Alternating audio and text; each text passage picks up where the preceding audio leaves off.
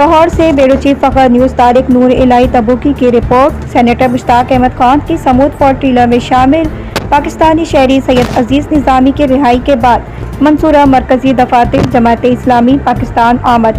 Secretary general Jamaat Islami Pakistan امیر العظیم، deputy secretary شیخ عثمان فاروق، امیر لاہور ضیاء الدین انصاری، امیر جنوبی لاہور عبدالرشید مرزا، احمد سلمان بلوچ اور دیگر شرکاء نے استقبال کیا۔ اس موقع پر عزیز نظامی پھولوں کے ہار اور گلدستہ پیش کیا گیا۔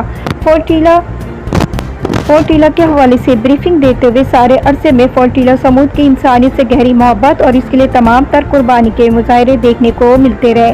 سبھی شرکاء نے کمال استقامت کا مظاہرہ کیا۔ خاص طور پر سینیٹر مشتاق احمد کا جذبہ جوان رہا۔